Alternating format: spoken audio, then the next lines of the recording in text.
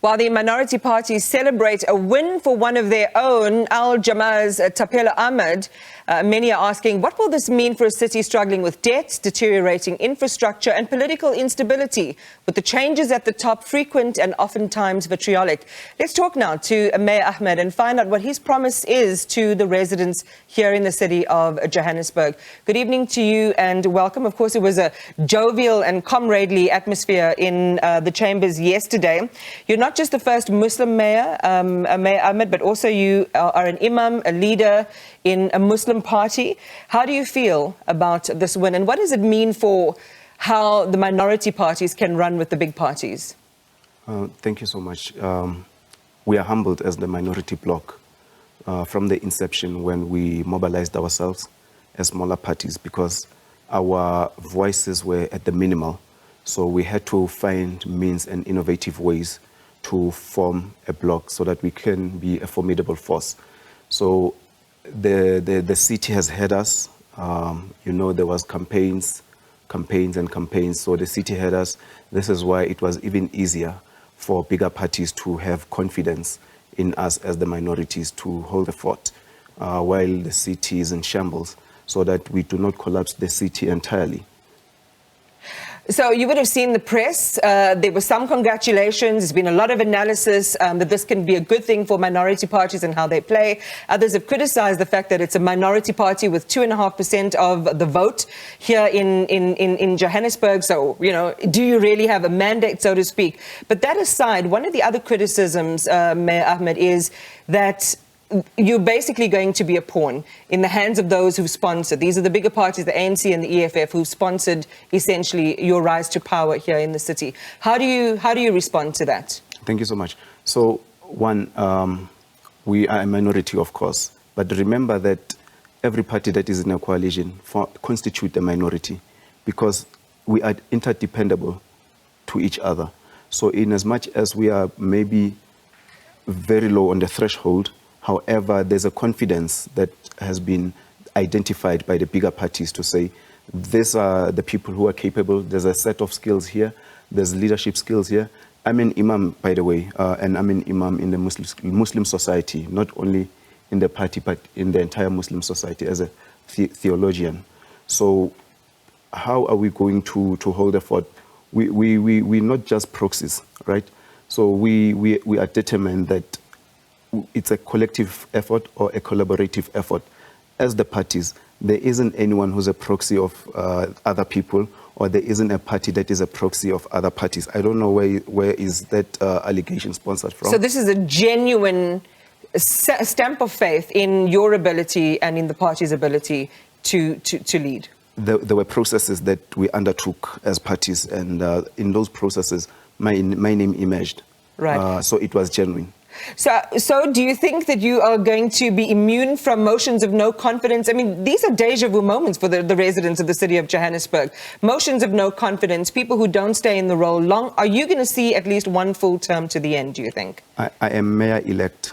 I will be sworn in by Monday. I don't think that there would be a motion of no confidence, provided that I do not deliver to the expectations of the residents. Ours is to stabilize our government and make sure or rather ensure that services reaches the residents and the voters that voted us in. All right, so not a very well-known personality in terms of in terms of politics and deliverance. When we think about your 100 days in office, I know that you've set out your priority plan. You've given, the residents here a hint of what you will be focusing on. But in your first 100 days, what are the 3 tangible things we will see here change in the city of Joburg? I need to identify low-hanging, right? We need to digitize the city. That is one. We need to digitize. We must get systems that would also identify potholes and feed to the server, so that it becomes easier for JRA to respond, to be responsive. And one fundamental thing that I like also, it's the second one would be on my low-hanging fruit, to create a food bank.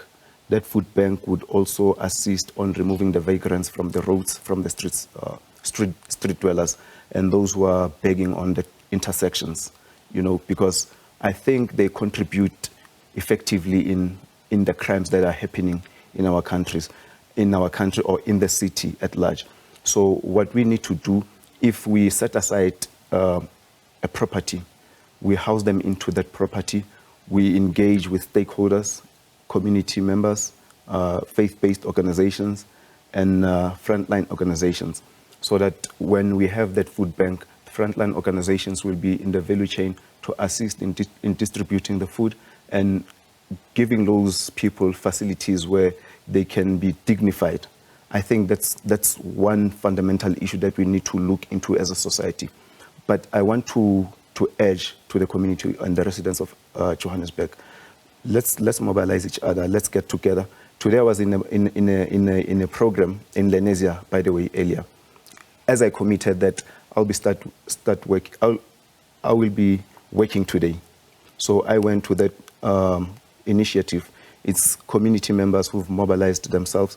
They went on the street without city officials. They started cleaning their area. They negotiated with correctional services.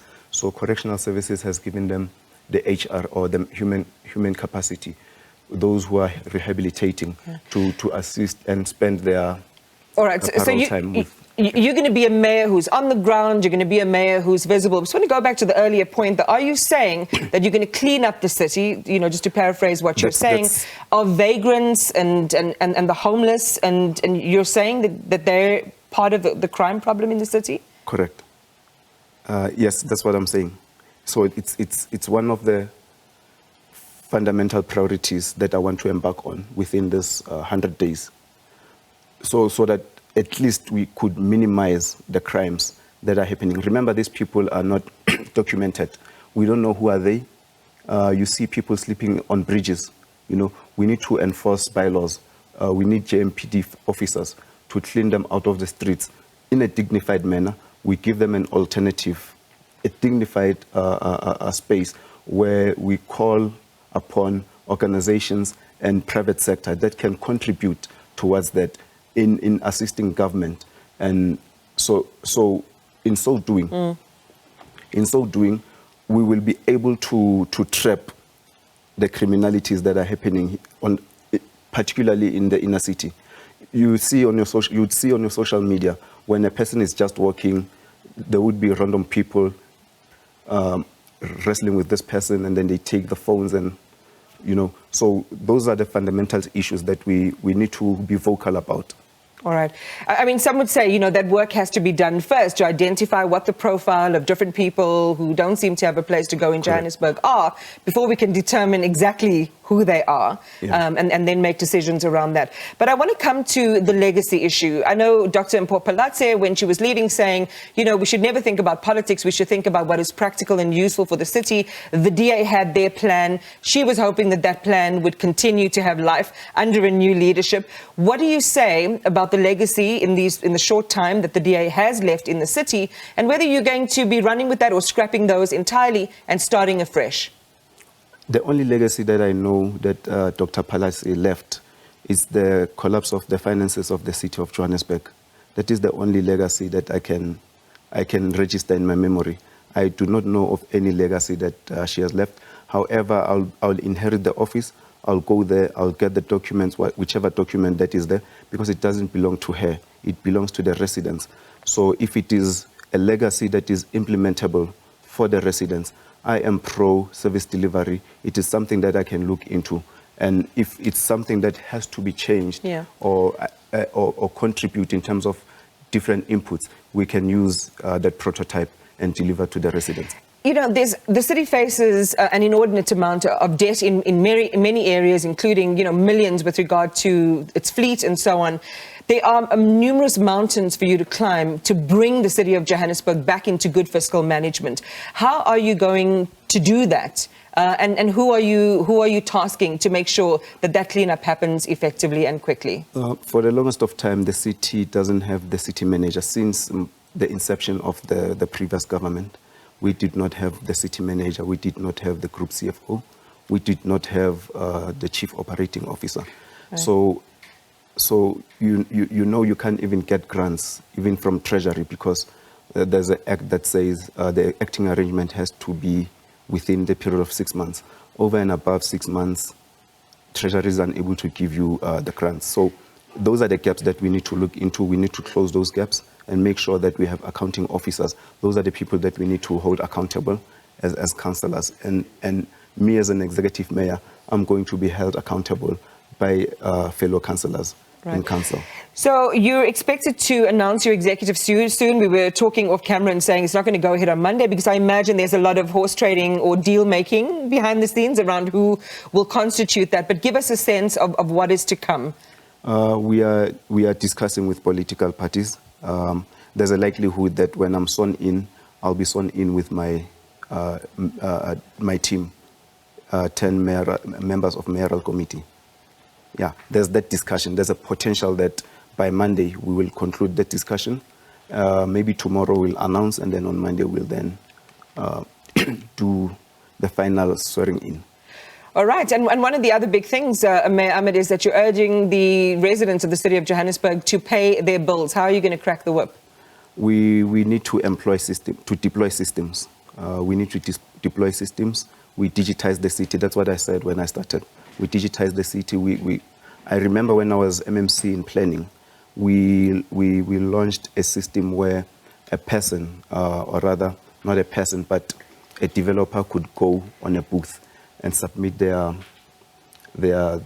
plans, and then the system will give you whether the plan has been approved or not.